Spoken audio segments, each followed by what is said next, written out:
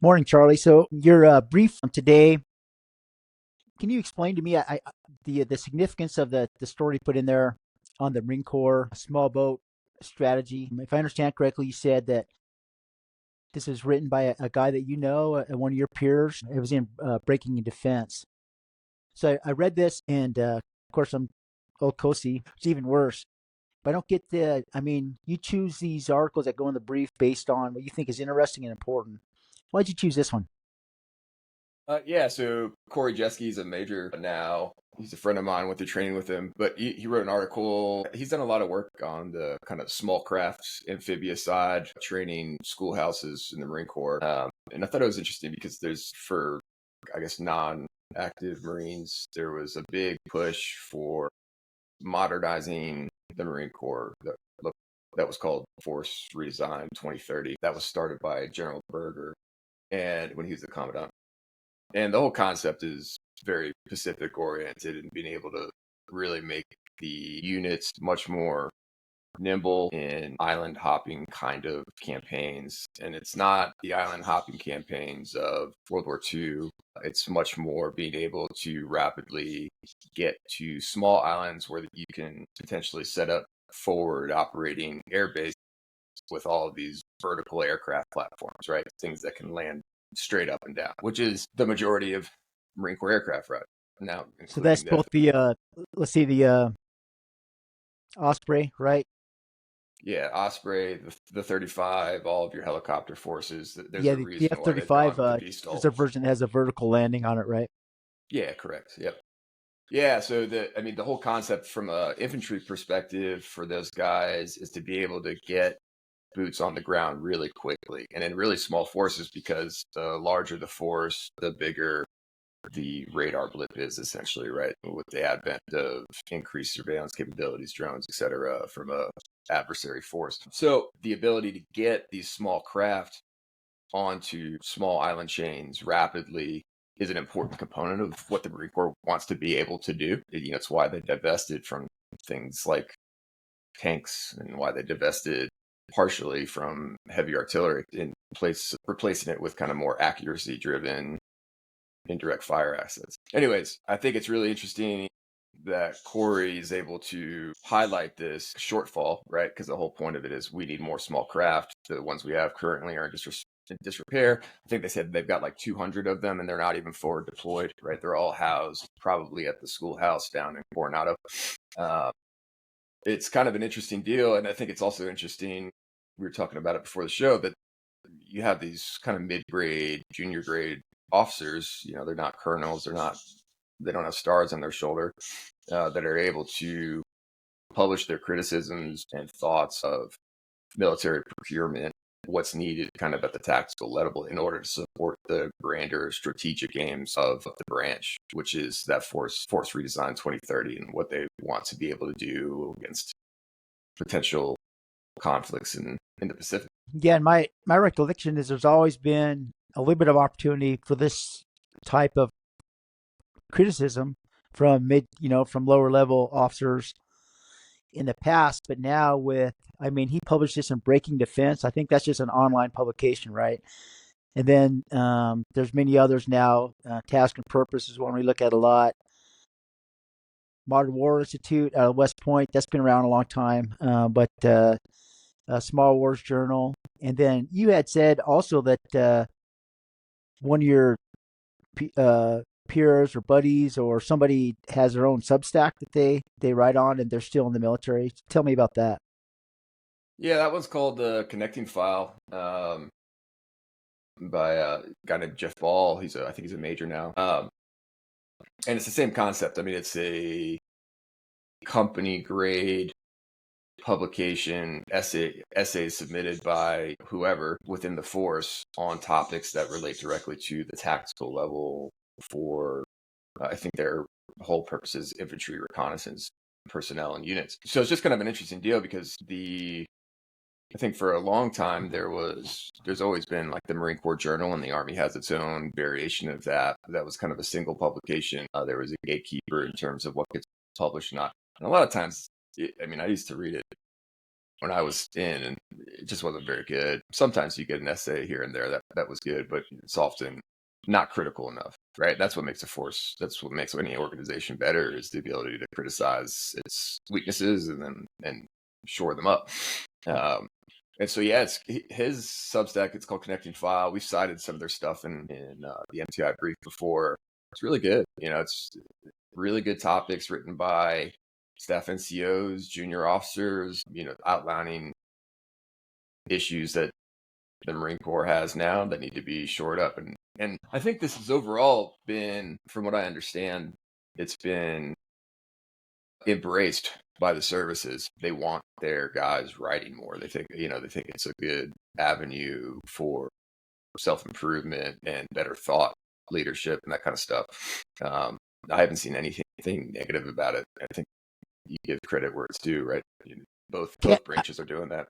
I can't remember if we talked about this on a podcast before, but please remind me, because I saw the story for a Rhett, and then I think you picked it up too.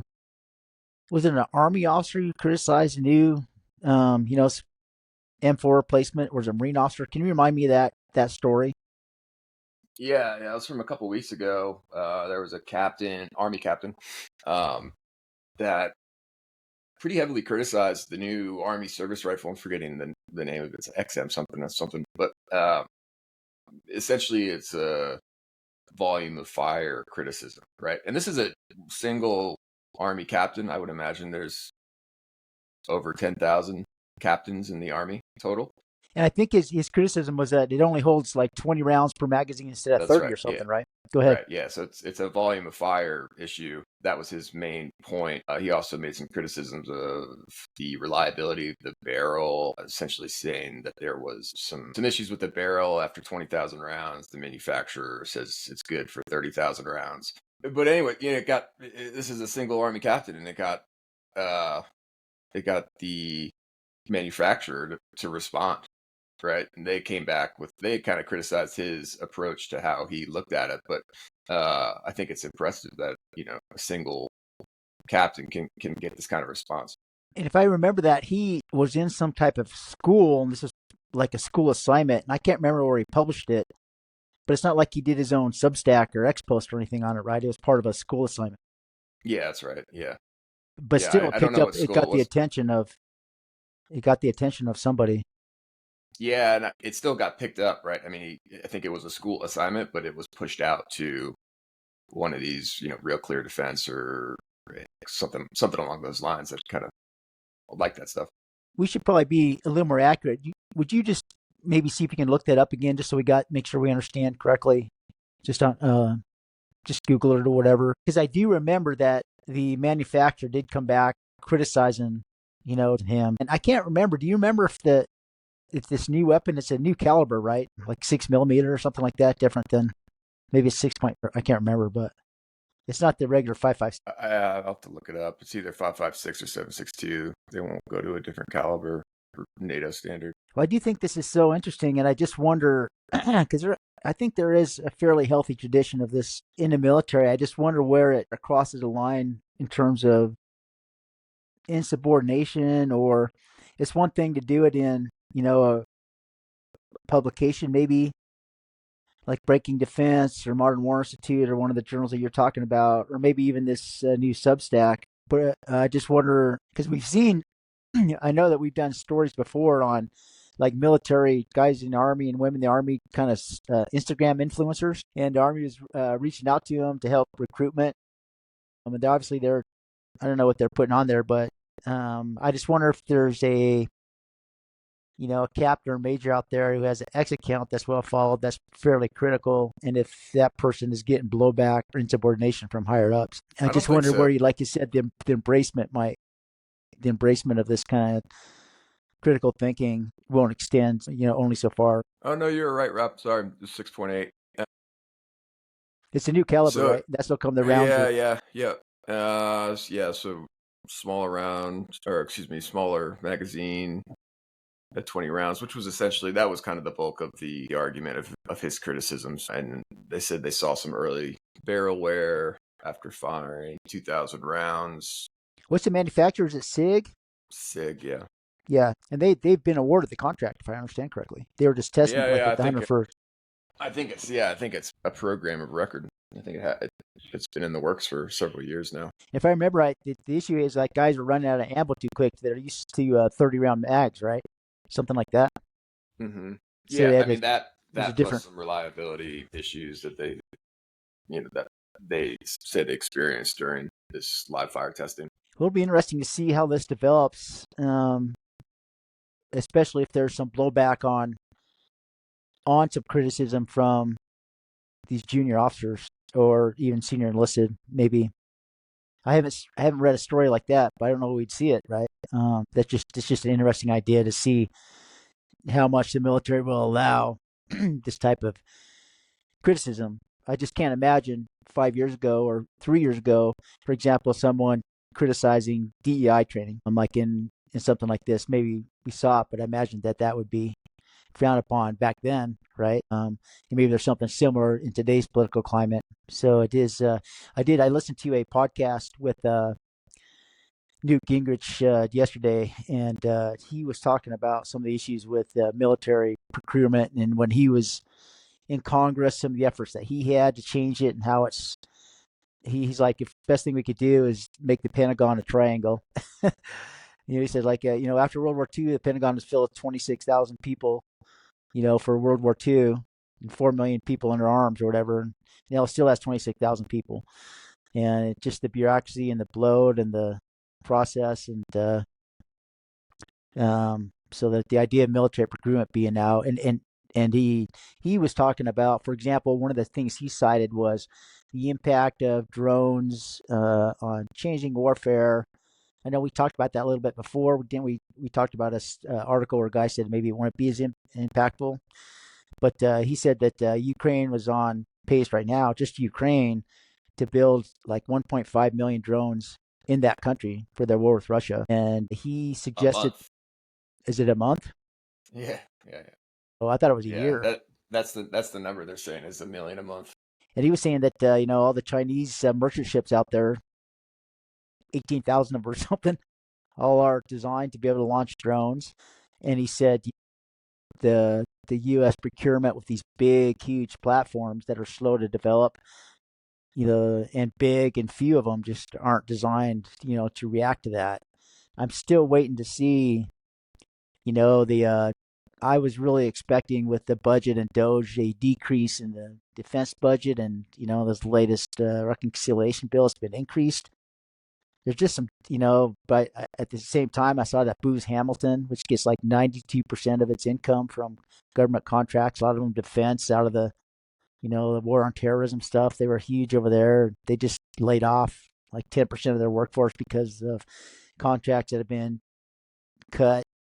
I'm not too sure. The signals come out of the administration just in terms of at the same time. I think that Hegseth, the Department of Defense, he wants to eliminate 20% of all 4-star and flag officers. I saw the Coast Guard was just doing something like that, similar too, going to eliminate 20% of their flag officers. Closer to my heart. So we have these two types of. It seems like one element, these reforms that are made and needed at the Defense Department, when they're saying an increase in budget, and just seems to me counterintuitive that you'd see a decrease in budget in addition to the some of the other forms that are going on. So I'm not too sure what signal to get, unless from a geopolitically, Trump is just pulling something from the Reagan playbook and just trying to bankrupt China, trying to make them spend more on defense to keep up.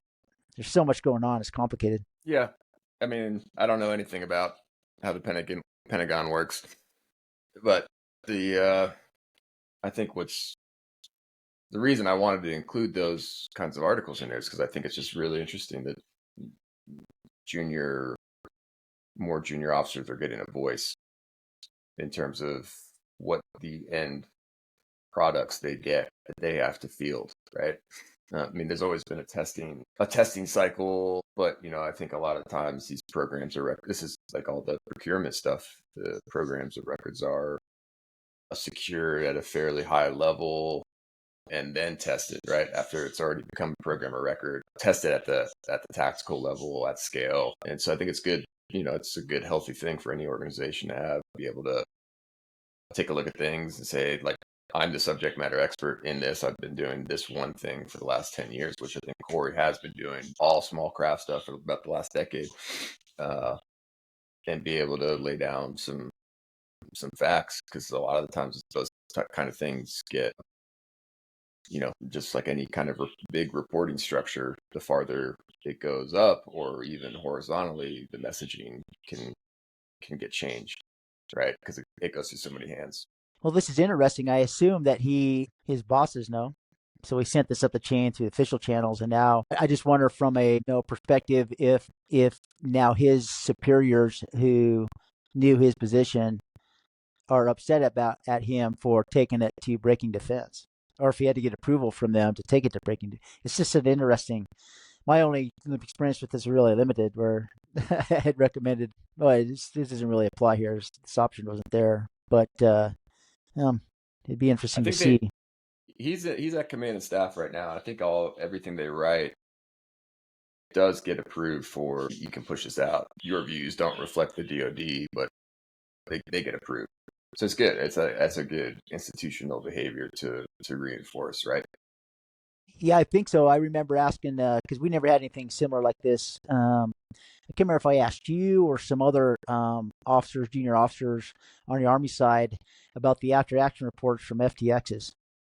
And you're supposed to come in and be real honest about what happened, what went right, whatever. And they said, no, you really are not that honest. I think there was an article in MTI about that. That really, the idea is sound, but in practice, you kind of defer to the commanding officer, and maybe it's unit by unit, but certainly Yeah, the. I think that's going to be super leadership dependent. That definitely wasn't my experience. We were it was pretty brutally honest process, written as is. But I have a small window of experience on that. It could be super different. Got it. Yeah. Well, another thing that in this brief today was a story you had in there in evoke.com. It's from Scott Johnston, or an article, and he had developed a way to think about aerobic assessments for mountain athletes. And Johnston has written, and he's training for the new alpinism, and training for the uphill athlete. I think he runs uphillathlete.com. Was doing mountain athlete before they started. They kind of came on with that book, and what was so interesting about that book that they came out with was its focus was on either professional alpinists and or people at the time to go and climb. They wanted to go do one of these big mountain expeditions. But from a programming perspective, the interesting element was how much emphasis, like 90% of their emphasis, was on developing aerobic base for uphill movement. And what is neat about this article here is he finally had, and I've seen this before, but it's even more simple in this latest article, was his test of when you have a good aerobic base. He's really critical of aerobic base inefficiency, and this is just a great test. That's always a question that we've had: is when do you have enough aerobic base? You take a look at standard endurance programming. They'll have a base building period, but it's not based on any assessment. The base building period is generally 8 to 12 weeks of doing zone 2 training every day, and then you start ramping it up. But it's not like there's assessment to find if you have a certain level that when you start ramping up quicker. And he does give an assessment here. What is and he uses his the case study you have in there of this 30-year-old guy, but he also says that he made the guy do zone 2 training for 6 months before he came in. One of the things that we've been struggling with on the on both sides, honestly, is the practicality of that. And I think that's maybe the different athletes that we work with, or I worked with, especially on the mountain professional side, with mountain guides who are working year round. They don't have time to do 2 or 3 hours of zone 2 base. I mean, to develop the base that these guys advocate, it's a lot of training time. A Yeah, lot. long. A long, slow training time. I've been doing that a little bit of myself. I'm up to 100 minutes, right now, of just this kind of zone 2 training. And I mean, that's, going on by the time you get dressed and everything, that's like 2 hours and 15 minutes just to do that part of it. So, yeah, and as long as you just don't have that much time, I always wonder if this is really, maybe that this is best if you want to do a fastest known time, or you're a kilometer A or something like that, or maybe professional, but even a professional alpinist. I mean, there's not too many professional alpinists who aren't also guides or have another job. It's a lot of training. But at least he does have this test of when you have enough aerobic conditioning, or what he determines is a solid aerobic base. We've been struggling, or I've been struggling in recent years, months. I've been putting in easy based zone 2 training in our military and tactical programming, and looking at endurance before that. But prior to that, my endurance was always threshold based. We do an assessment, and just have you do threshold based intervals to increase movement over time for a specific assessment. The question I have as a strength conditioning coach for tactical athletes, and there's no tactical athlete who has multimodal fitness demands, strength, work capacity, which is short and intense, chassis integrity, the stuff that we train for, who has enough time in the training day or the week to, give 20 hours to aerobic base training as well. And so I just wonder, are we wasting training time by having athletes on our tactical side do, zone 2 type training? It's just something I'm struggling with. There is an element of just a recovery from it. And if you're doing intense training all the time, intense, heavy in the gym, hard work capacity efforts, if anybody's done our training, our programming knows it's intense. It is kind of nice sometimes just to put on a heart rate monitor, or just go, for an hour, 45 minutes, just easy. It's kind of a nice base, a break from the intensity. You're still getting some work in, but I don't know that we're building aerobic base. So we're kind of always experimenting with this idea of aerobic base development. I think that his programming, or their programming, it just doesn't seem practical for any kind of athlete who has a multimodal fitness demand. Definitely not for mountain professionals. Mountain guides, they don't get to go up in these super light equipment and stuff. They got to carry rescue equipment. Their packs are heavier. Their gear is heavier. They're not using ultralight stuff. They got to take care of their clients, and that ultralight stuff doesn't last year after year. Anyway, but I do appreciate, because I remember his their test of aerobic base before was a little bit more complicated, and this test that he suggests here is much more simple, and it's a test. And by far, I think that as an endurance coach, primarily, he is the only coach I can find who has developed at least an assessment for aerobic base, and I appreciate that from him for sure. Yeah, I thought the 10% rule was kind of interesting. I hadn't read that before. I guess it makes sense, but I think your criticisms are well founded. I mean, Zone 2 training takes a long time. The only group of people that I think this would really work for would be endurance athletes, right? Um, and then outside of that, I think it's just like you said, it becomes much more multimodal, and you could have a huge aerobic base, but if you don't have the strength to carry that pack up, then you're in bad shape. Well, even, I mean, it's almost for uphill athletes, or he calls uphill athletes. It's pretty much just for guys who are doing non-technical big mountain climbs like Everest. And by non-technical, I mean it's not like they're ice tooling and mixed climbing and doing rope systems up. Because even those guys who, I mean, because even if you were doing, like you're going to the gorge up in Alaska, you're going to try one of those big walls, or the big climbs in Himalaya where you're, mixed climbing and using tools, and you got crampons on, and you're using rope systems, belaying each other on a steep wall or something. They have to spend time training grip strength, training rope systems. And, I was just, when we were working with Jonathan, on our athlete team for his 100-mile ultra, at the top of his progression, he was putting like 35 hours a week training, just running. It's like a second job. I mean, that's like 5 hours a day. Overall, you would probably do, 20 hours on a weekend, but still, and he's just out there running slow for that long to develop, that volume. So it seems, I think, I love the idea that there's an assessment finally. I just don't know that's, what I call weight room functional for the athletes that we work with. And our own assessment that I'm kind of messed around with is just a 60-minute, run on a track at your zone 2 heart rate based on 180 minus your age, and how much distance is covered, and that changed based on your age. So, for example, my zone 2 heart rate is going to be less than yours because I'm 20 years older, right? But anyway, we haven't got that developed yet. But I am wondering if we should be messing around with aerobic-based development for the type of athletes I work with. And even myself, I really enjoyed doing more and more zone 2 training on my own here. And it's amazing how I can recover, especially with my new diet. And I can go day after day, like 10 days in a row, Yeah.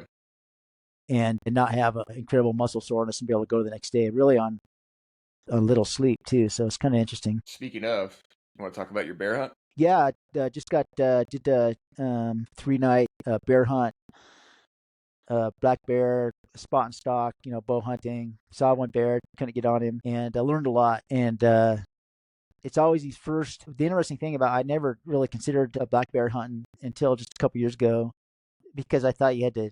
The only way to do it was to bait. I just did, the idea for some reason spot and stalk bear hunting. I'm not excited to go out and actually, harvest a bear really naturally. Not interested in eating one. But when I had a friend, a military officer, come, and I went with him a few years ago. He came to Wyoming, and I was with him when he harvested a black bear, and it was such a great time just to get out in gear. I won't even think about backpacking right now because if not for this, because I mean you can't go fishing anywhere because all the lakes are blown out or still frozen. And the high country. I mean, even not even the big mountains, but even the 10,000-foot level of I mean, there's still a lot of snow up there. So it's just kind of a strange season. But this spawn stock black bear hunting is a way to get out this time of year. And it's not that, I mean, I was out, it was 65, 75 degrees at night. It didn't get down. I think it never froze at I mean, this is during the day, sunny. I had really great weather, and at night it was maybe 40 degrees. It never froze, even in the bottom where I slept on the ridge one night, and then 2 nights on the bottom. And generally on the ridge it's a little bit warmer than it is on the bottom. Cold air sinks. Um, and But whatever it is, and my prior to this, I would be heading out in late June usually, and all through July, starting to do. I would just get antsy and get out and do scouting for deer and elk. But always the first trip is always just an ass kicker. It doesn't matter. It doesn't matter how tough you think you are. And I've been dragging sled or sandbag all winter long. Just trying to keep ready to go to work my uphill fitness, and it doesn't matter. I tried some boots that I had, and they're a little too stiff, and boy, a little too narrow. My feet hurt the whole time. Could be I just not mountain tough. Um, Went through my gear, trying some new gear. Forgot to get the new jet boil canister. And when you're up high on the ridge in the summer, where I hunt for mule deer, there's no water up high. You got to drop down 1,000 or so feet just to find water. But this time of year, there's snow up high. I'm like, oh, I'll just melt some snow for water. Oh, so I not sure I had enough fuel in my canister, so I didn't have to eat. So I didn't have water, so I kind of it's called water stress. The first time I heard that term was from an athlete who worked with here in Jackson, and she was going to do a solo climb of like one of the big walls in Yosemite. And she talked about the water stress, having haul up like 8 gallons of water, behind her as she moves up this wall, and the threat of running out of water, and then you got to drop because you can't redo water up on those. And I've heard the same of like alpinists, climbing, high stuff in the winter in Himalaya. They, if they got water, they got to melt it. And I remember this one guy, he tragically died, but he was a great guy early years, a mountain athlete. He was a high level alpinist, and they would take a straw, just like a regular plastic straw they keep in their pocket. And every once in a while, if the sun was just right, even though it's cold up there, it'd melt a little bit of snow, and they'd suck the water off the rock Yeah, as yeah, it's running down out of the yeah. straw. So that was interesting, and I tried a new my sleep system, and I remember I putting up a YouTube video about this years ago. Like 10 years ago, my sleep system has always been outdoor research bivy sack and my sleeping bag and bag and slide that bivy sack. And then one year I was elk cutting. Was man, this is common in the high mountains. Your upper 9,000, 10,000 feet or whatever. Just had a quick thunderstorm come through at night, and I don't know if my sack was closed or it leaked. It's supposed to be waterproof anyway. My all Okay. my sleeping bag stuff was. I slept through the night, but I mean my stuff was wet the next day. And so a lot of guys who do the bivy sack cutting, they got these little tarps to use. So I found one of those. I was trying to set that up and had to figure out how to use that thing. And it takes a lot longer just doing a bivy sack. I might go back to bivy sack. Anyway, it's just kind of great to get out, this early in the year. Um, and it's just a beautiful time up there. I mean, everything's so lush. It's just green's coming up now. It's just green. It's a little bit early for ticks, so I only found a couple ticks on me. Generally, this time of year, there'll be a bunch of ticks out. I think it's a little bit early. Probably in a week or so, they're going to be popping all over the place. I didn't have to fight ticks too much. But there's still snow on the peaks, and so that's beautiful. You got this, beautiful green in the bottoms, and the greens are reaching uphill, and there's like this little band of brown. It's kind of turning green before you get to the top. So overall, it's just a really great trip. Great to get out, and I went alone, and that was good to get away and reset a little bit, and then also kind of reset my gear and my own test my fitness a little bit. Um, realize one of the things I've had to do for years, I would hike uphill and run down to train uphill fitness, and now I'm just so slow coming down because I'm almost 57 now. My knees just can't take the downhill like they used to. I can't come down fast. I got to come down slow, like really slow. So I'm actually gonna, doing more mountain biking because of that, just on that downhill. So just some good things to learn about, what's test my fitness, test my gear, help build back my mental fitness or my mental. I guess I would call it mountain toughness. Getting used to sleep on Is the ground. Like one of the gear things, I had to get my old sleeping pad was leaking, so I bought a new one and it leaked too. Every 2 hours, I had to get up and blow up my pad again, is which your is just uh one is of the things. your is your downhill limitations having any effect on your route selection or your altitude gain? It definitely has an effect on how much ground I can cover. Yeah. So, like, okay, I want to go up and over that side. I can go up, pretty darn fast. I don't think I'm, 20 years ago fast or anything, but I kind of, I've been doing so much. I've had a lot of training age and uphill movement.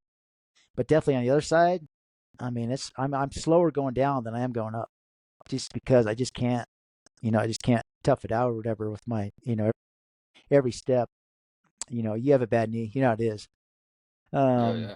yeah, Yeah. yeah. So it definitely, I don't think it affects my route selection. I guess it would because I got to think about the time, Yeah. and how much time it takes to uh, to get down the other side, and it might impact what I can do, or if I want to like go up over to get to an animal or go to a drainage. It's just something I have to think about. And I do know that I'm gonna do like it's changed the way I'm thinking about my elk season this year. Is I think I might be using a mountain bike to get back there for sure, and to be able to speed that up because just on the downhill I can just move so much faster. Even if I have to walk the bike up the hill because of the trail or Yeah. whatever, it'll be faster for me to ride downhill. And then if I get something to pack it out, I don't think I pack it out on the bike. I'll have to make a couple trips or whatever with the bike. But yeah, the downhill is definitely something I have to consider. Yeah, it's brutal. I mean, I've had to basically quit any aspect of that for myself, but it's what it is, I guess. Make it work with a bike. Well, you got let's transition over to this. Is it 29029 first challenge? Yeah, I got an email from a guy. He wants to come to Jackson next year and do this event. It's called 29029 Everest Challenge. I'd never heard of this event before, but it seems like this organization they put together, that's the height of Everest. And they go to different ski areas around the state, and you hike up and then you ride the lift down. And the idea is to get that much vertical 29,029 feet, and the time limit is 36 hours. And so you asked, what plan to use for that. I don't have a plan for that, but I'm designing one. That's one of the neat things about the work that we do is we'll get these, athlete requests, and as a strength and conditioning coach, it's really an intellectual challenge to, okay, how do I break this down and design for this specific event. It's kind of we're good at MTI. We've done so much of it. What's interesting about this is how I used AI, Chat GPT, to help me design this. I mean, it's no secret that programming here in my world, AI can be a huge threat, or it is a threat to us. Um, and I think that I don't know if we'll be replaced by AI, but we could be replaced by somebody who knows how to use AI.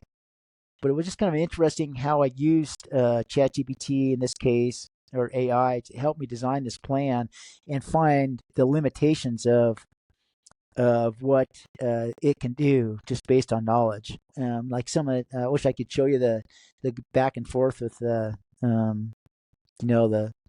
chat bot or whatever. One of the things that I've kind of found is it kind of it likes your most recent idea sometimes, right? But in this case, the actual the demands, the fitness demands, are 29,000 feet of vertical gain, and they're going to be doing on Snow King Mountain, and it's like 16,000 feet up or 1,600 feet up over a 1.1 mile horizontal gain. It's Snow King. That's a steep climb. As some and the route they take is like 50 degrees. It's like just walking upstairs. And so that's one of the fitness demands. And then you have to think, but and so I put that in, and the AI was all ready to design this plan. I said, well, what about the horizontal gain? They're going to be doing 19 laps of going up Snow King and riding the lift down to get this vertical feet they need to get. So 19 times 1.1 miles is also a 20-mile hike. So now they're doing, it's not just 29,000 feet up, it's 29,000 feet and a Yeah, sure. 20-mile hike. And it was interesting just having to tell, ChatGPT, well, what about this? Oh, yeah, I didn't think about that. Okay, here's how we can put in it. And then the other element of is most of the athletes will use trekking poles to do this. And so if you're doing 18 hours of using trekking poles, if you ever use trekking poles to hike uphill, I mean, there's grip strength issues, trap issues. I mean, triceps can hit your triceps, can hit your biceps. It's going to hit your traps, your upper back, using trekking poles. And so I said, what about trekking poles? And they asked, oh, yeah, what about that? So, like, coming out of it, just going in, I would think, all right, we'll just, set up a simple step up progression. This guy he lives in Missouri or someplace, where there's no vertical for him to train. And plus, you don't want to, it'd be hard to train and coming down that much. It'd be so much impact on your legs. What's interesting is it's all uphill, so there's no eccentric strength. We don't got to do leg blasters to train that because it'll be riding the lift down.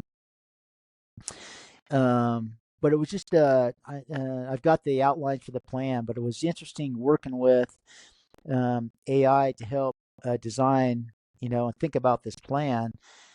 But just how there's a guy who's our athlete for us named Brian Reed, and he's a ex-Army infantry officer, and he described AI as a thought partner.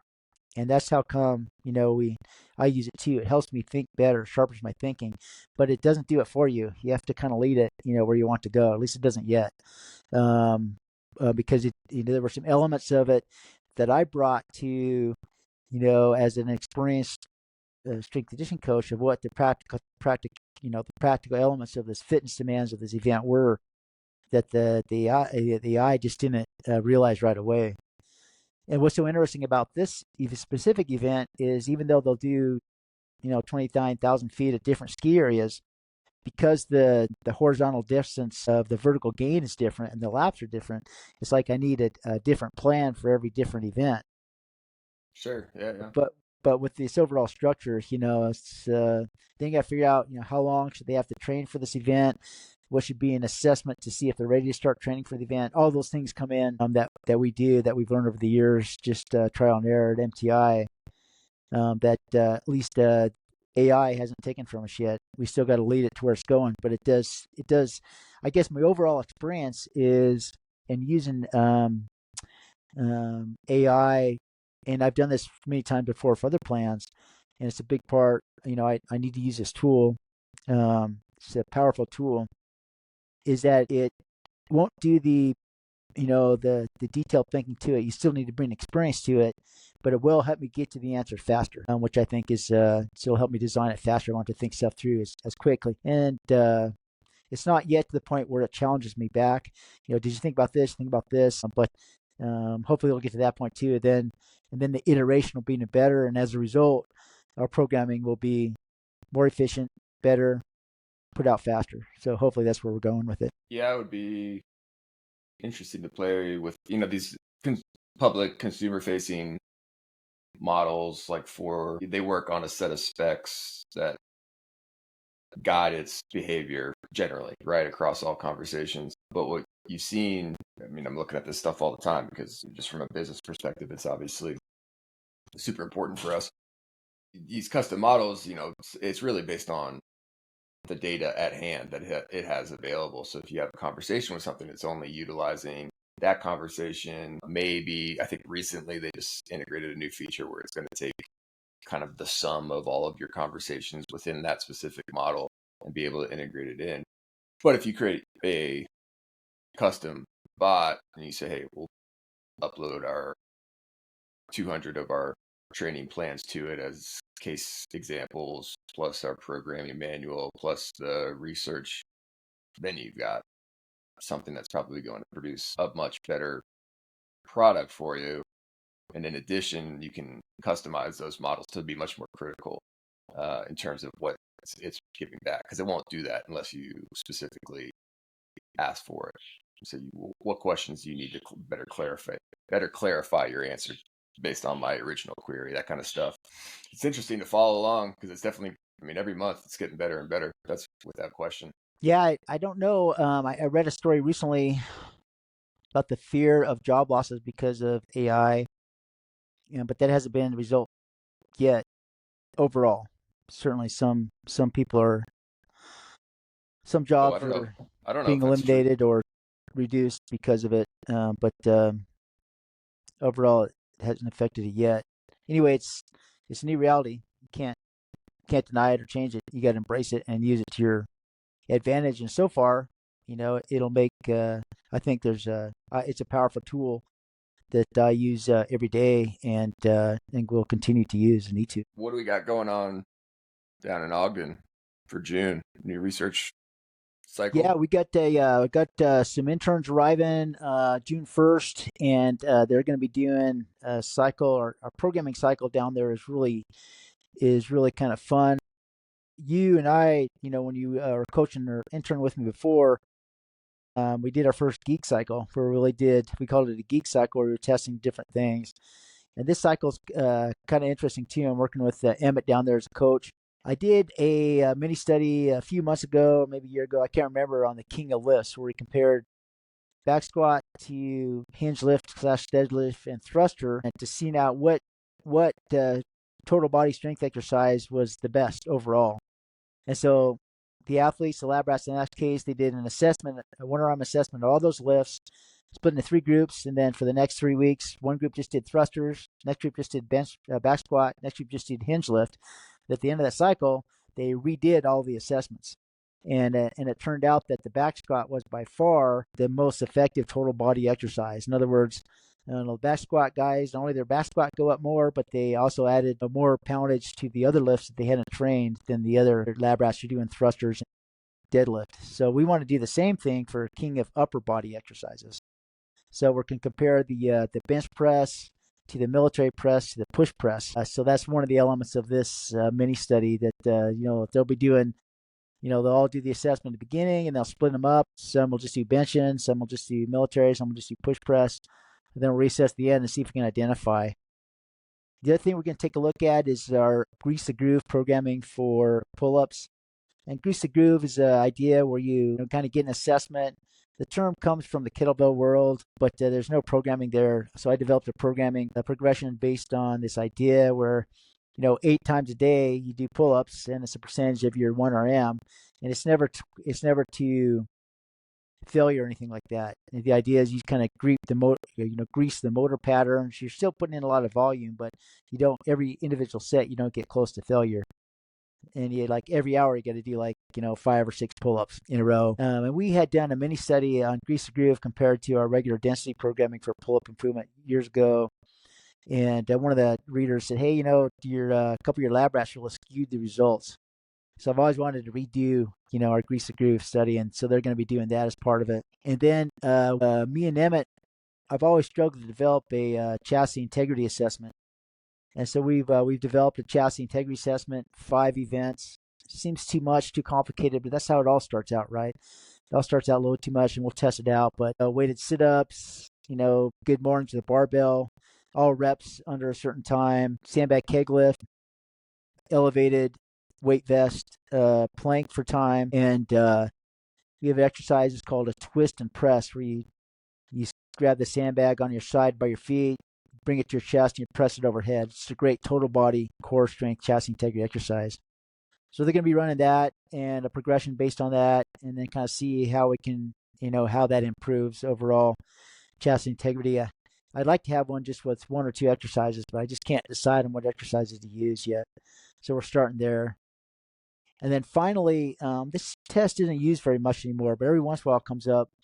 A lot of law enforcement and first responder units use the beep test as a measure of aerobic capacity. And we have a beep test training plan, but I want to test the progression that we've used for that plan in the past. We're going to test a couple different progressions for the beep tests during the cycle.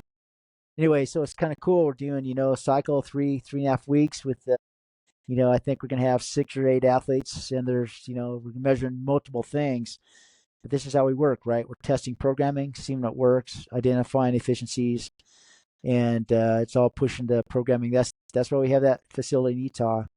It's to craft and workshop programming.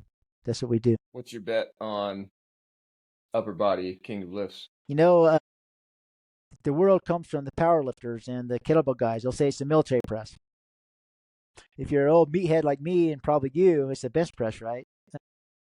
But there was this old strength coach. I forget his name, but I learned about him, and he was doing CrossFit way before CrossFit stuff was. He would do power cleans and runs and stuff, and he had a great book, and it's out of publishing. But he said the king of upper body lifts was the push press.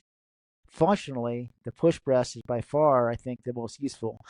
You just think yourself as a tactical or mountain athlete, you got to, pick something up heavy and put it up on a ledge above you. That happens a lot. Or throw something.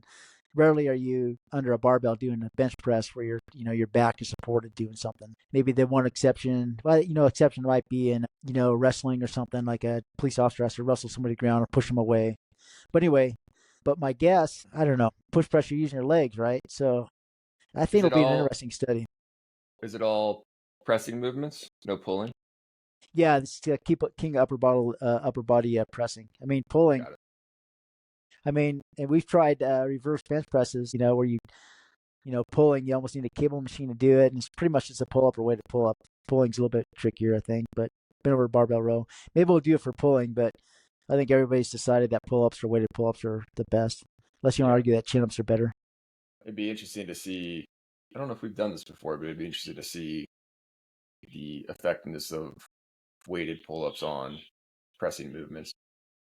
You got that antagonistic relationship between the two. Yeah, I've never done a lot of powerlifting, but it'd be interesting to take a look at what the auxiliary exercises that they do at Westside Barbell or something for the pulling auxiliary exercises they do for bench press.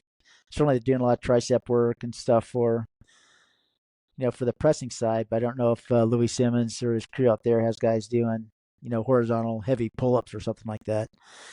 Pulling has always been weird for me, personally. It's just like sometimes when I get tired of pull up, it's like I hit a wall. It's like I'm going good, and all of a sudden I can't do another one. It doesn't creep up on you. It's just kind of weird. And I found that many athletes. And then, I mean, anything horizontal is difficult. We've tried, laying on a bench and lifting up. We had to like elevate the bench up, and you can only get it so far. And horizontal pull-ups are difficult to do strict. You kind of buck at the end. Pulling is just tricky. Anything else you wanted to chat on today? No, I think that's pretty good for today. I would love to see. We ran this last week in the brief, but there was an article on minimum effective dose training. I think that'd be something really interesting to study in the future, particularly based around the week to week needs of military athletes specifically, because when they go out, it's so challenging, and being able to adjust training intensity and volume based on that. Interesting Yeah, I article. think that I forgot to mention that there's an element of this in this Geek Cycle too, if I'm recollecting, because we're going to have the lab rats do super squats once a week and the back squat, and just to see, how much your back squats go up just by doing super squats once a week. I could have that wrong. Maybe we changed that to the most recent iteration, but I know we have done some minimum effective dose training based on time. So like we've tested 45-minute sessions to 60-minute sessions and found that 45-minute sessions work as well as 60-minute sessions in terms of gains across multi-modes, strength, work capacity, endurance. We've also tested an endurance side is be speed over ground, an assessment like a 3-mile run. We also tested 3 days a week over 5 days a week at 60-minute sessions and found that they were as effective. So the obvious question is, how come all your sessions aren't 45 minutes long? And the answer is because the fact is, on the military side especially, guys want to, and younger, they want to train longer. They just Yeah, want to go for yeah, 60 yeah. minutes, right? I mean, when I was in my 20s, I'd go 90 minutes. In my 50s, I'm about 30 minutes, 25 if I can do it. It's about all I want to do. But, all of our law enforcement training right now, our base fitness training is 45-minute sessions. A lot of those officers, they come in, they got to go to the local gym on their own. They only get an hour for lunch. The sessions are 30, 45 minutes based on that. Then we have our busy dad and also limited equipment, shorter sessions. And most other sessions like 45 minutes or 60 minutes long.